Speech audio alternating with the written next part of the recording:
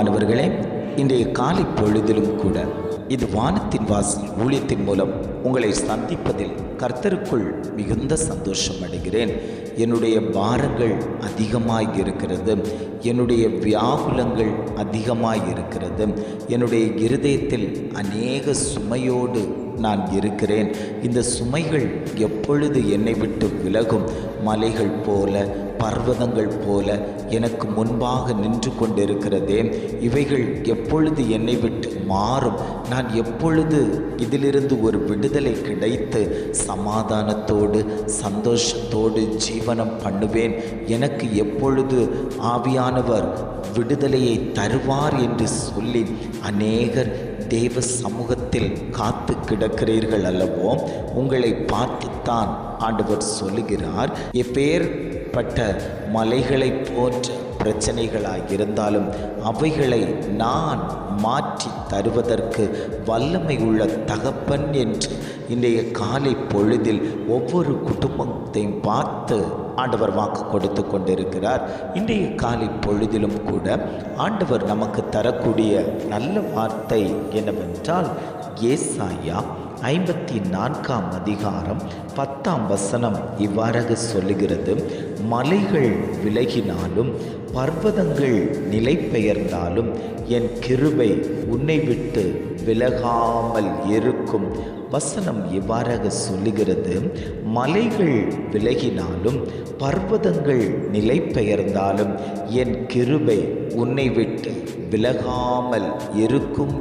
ஆவியானவர் சொல்கிறார், எப்பேற்பட்ட பிரச்சனைகள் உனக்கு முன்பாக நின்றாலும் தெய்வத்தினுடைய கிருபை உன்னை ஆட்கொள்ளும் போது அந்த பிரச்சனைகள் எல்லாம் பனி போல மாறும் என்று இன்றைய காலை பொழுதில் ஆவியானவர் குடும்பங்களை பார்த்து வாக்கு கொடுத்து கொண்டிருக்கிறார். தானியேலுக்கு விரோதமாய் பிரதானிகள் அவனை சிங்கக்கபியில் போட வேண்டும் என்று சொல்லி பிரச்சனையை கிளப்பினார்கள். ராஜாவினிடத்திலிருந்து முத்திரை போட்ட பத்திரத்தையும் எழுதி வாங்கினார்கள். ஆனால் தானியேலோ தன் தேவனை எப்பொழுதும் தொழுது கொள்ளுகிறது போல 3 வேளையும் தேவனை அவன் தொழுது கொண்டான். தேவனை நோக்கி ஜெபம் பண்ணினான். அவன் ஜெபிக்க பிரச்சனையை அவன் எதிர்பார்க்கவில்லை, பிரச்சனையை அவன் முன்வைக்கவில்லை, கர்த்தரை முன்வைத்தான். கர்த்தரை நோக்கி வேண்டிக் கொண்டான். கர்த்தர் அவனுடைய காரியத்தில் இறங்கினார். சிங்கங்களுடைய வாய்களை கட்டி போட்ட தகப்பன் இன்றைக்கு தானியேலை போல நீங்கள் இருந்து கொண்டிருக்கிறீர்களா? உங்களுக்கு முன்பாக அநேக பிரச்சனைகள் வந்து கொண்டிருக்கிறதா? இந்த பிரச்சனையிலிருந்து நான் எப்படி விலகுவேன்? இந்த பிரச்சனையிலிருந்து நான் எப்படி மாறுவேன்? மலை போல இருக்கிறதே, பனி போல அது எப்பொழுது உருகி போகும்? இந்த பர்வதம் எப்பொழுது நிலை பெயர்ந்து போகும்?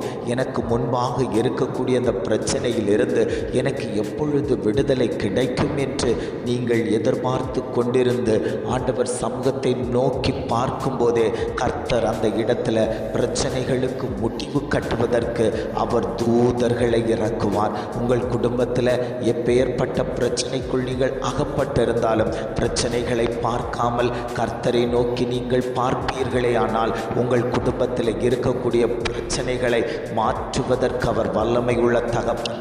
அந்த கிருபையை ஆண்டவர் உங்களுக்கு தந்திருக்கிறார். அந்த கிருபை உங்களோடு கூட இருக்கும்போது எப்பேற்பட்ட பிரச்சனையாக இருந்தாலும் அதை மாற்றி கொடுக்கக்கூடிய கிருபையை ஆண்டவர் உங்களுக்கு தருகிறார். அந்த தெய்வம் சொல்லுகிறார், தகுதி இல்லாதவனை தகுதிப்படுத்துவது தான் தேவ கிருபை. இன்றைக்கு நீங்கள் தகுதி இல்லாதவர்களாக இருந்து கொண்டிருக்கிறீர்கள் அல்லவோ? உங்களை தகுதிப்படுத்தக்கூடிய அந்த தேவ கிருபை நீங்கள் வீட்டுக்குள்ளாடி இருந்து ஸ்தோத்திரம் சொல்ல போதே கர்த்தருடைய கிருபை அந்த இடத்துல வெளிப்படும். நீங்கள் நிற்பதும் நிர்மூலமாகாமல் இருப்பதும் கர்த்தருடைய சுத்த கிருபை. அந்த கிருபை இப்பொழுது உங்கள் மேலே வெளிப்பட்டு கொண்டிருக்கிறது. ஆண்டவர் சொல்லுகிறார், அந்த கிருபை வெளிப்படும் போது உன்னை சூழ்ந்திருக்கக்கூடிய, உன்னை விடமாட்டேன்னு சொல்லி சத்துருக்கள் எழுப்பி கொண்டிருக்கக்கூடிய பல கிரியைகள் உண்டல்லவோ, அந்த கிரியைகளை அகற்றுவதற்கு, அந்த கிரியைகளை முறியடிப்பதற்கு உன்மே உன்மேல் நான் வைத்த கிருபை போதும் அப்பா. அந்த கிருபை உன்னை சூழ்ந்து கொள்ளுவதால் எந்த சக்தியும் உன்னை தொட முடியாது. கர்த்தருடைய கிருபை உன்னை ஆட்கொள்ளும் போது அதற்கு விரோதமாய் எழும்பக்கூடிய சக்திகள் ஓடுமே தவிர உன்னிடத்தில் அது வராது. ஆண்டவர் சொல்லுகிறார், அவைகளை முறியடிப்பதற்கு நான் உனக்கு கிருபைகளை தந்திருக்கிறேன் என்று. அந்த கிருபை உன்னை விட்டு விலகாமல் இருக்கும். அந்த தெய்வம் உங்களை பார்த்து தான் சொல்லுகிறார், நான் தரக்கூடிய கிருபை உங்களை விட்டு விலகாமல் இருக்கும். அந்த கிருபையை எத்தனை பேர் பிடித்து கொள்ள ஆசைப்படுறீங்க?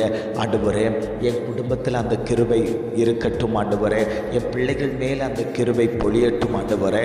தாழ்வில் நம்மை நினைத்தவரை துதியுங்கள் என்று சொன்னது போல தாழ்வில் எப்பொழுதும் நான் தாழ்மையாக இருக்க கர்த்தர் எனக்கு அந்த கிருபையை தாங்கப்பா, அந்த கிருபையை எனக்குள்ளாடி வைங்கன்னு சொல்லி எத்தனை பேர் வாஞ்சித்து கேட்கிறீர்களோ அத்தனை பேருக்கும் ஆண்டவர் சொல்கிறார், நான் கிருபையை தருவேன். அந்த கிருபை வரும்போது உன் குடும்பத்தில் இருக்கக்கூடிய சிறையிருப்புகள் மாற்றப்படும். அந்த கண்ணிகள் பொட்டி தரிக்கும். எப்பேற்பட்ட வியாதிகளாக இருந்தாலும் அது மாற்றப்படும். எப்பேற்பட்ட பிரச்சனைகளாக இருந்தாலும் அது மாற்றப்படும். எப்பேற்பட்ட கிரியைகள் உன் குடும்பத்தில் செயல்பட்டு கொண்டிருந்தாலும் அந்த கிருபை உன்மேல விழுமே ஆனால், அந்த அபிஷேகம் உன்மேல விழுமே ஆனால் அந்த கிரியைகள் எல்லாம் உன்னை விட்டு விலகும் என்று ஆவியானவர் குடும்பங்களை பார்த்து ஆண்டவர் வாக்கு கொடுத்து கொண்டிருக்கிறார். ஜெபிக்கலாமா? அன்பின் பரலோக பிதாவே, இந்த காலை பொழுதுக்காக நாங்கள் உமக்கு நன்றி செலுத்துகிறோம் ஆண்டவரே. இந்த காலை பொழுதிலும் கூட ஆண்டவர் எங்களுக்கு அழகான ஒரு வார்த்தையை தந்தீங்களே ஆண்டவரே. மலைகள் விலகினாலும் பர்வதங்கள் நிலை பெயர்ந்தாலும் என் கிருபை உன்னை விட்டு விலகாமலும் என் சமாதானத்தின் உடன்படிக்கை நிலை பெயராமலும் இருக்கும் என்று உன்மேல் மனது உருகுகிற கர்த்தர் சொல்லுகிறார் என்று அழகான ஒரு வாக்கு தத்தத்தை தந்தீங்களே ஆண்டவரே. அந்த வாக்கு தத்தம் எங்கள் மேலே செயல்படட்டும் ஆண்டவரே. எங்களுக்குள்ளாடி ஒரு சமாதானம் உண்டாகட்டும். எங்களுக்குள்ளாடி ஒரு விடுதலை சம்பவிக்கட்டும். ஆவியானவருடைய மகத்துவம் இதை கேட்டுக்கொண்டிருக்கக்கூடிய ஒவ்வொரு குடும்பத்தின் மேலேயும் தேவ பிரசன்னம் வெளிப்படும்படியாய் நாங்கள் ஜெபிக்கிறோம் ஆண்டவரே. தேவனுடைய அனுகூலம் அந்த குடும்பங்களை ஆளுகை செய்யட்டும் ஆண்டவரே. கிருபைகளை கொடுத்து தாளந்துகளை கொடுத்து அவர்களை கர்த்தர் வளர்த்தும்படியாய் நாங்கள் ஜெபிக்கிறோம். நீர் அப்படியே செய்து விட்டதற்காய் ஸ்தோத்திரம். உம்முடைய நாமம் அந்த இடத்துல மகிமைப்பட்டு விட்டதற்காக நாங்கள் உமக்கு நன்றி செலுத்துகிறோம் ஆண்டவரே. இம்மட்டுமாய் நடத்தினவர் இனியும் நீர் அவர்களை வழி நடத்தும்படியாய் நாங்கள் ஜெபிக்கிறோம். எங்களை தாழ்த்தி தருகிறோம். துதி கன மகிமை எல்லாம் உமக்கே செலுத்துகிறோம். மீட்பர் இயேசுவின் மூலம் ஜெபிக்கிறோம் ஜீவனுள்ள நல்ல பிதாவே. ஆமென். ஆமென்.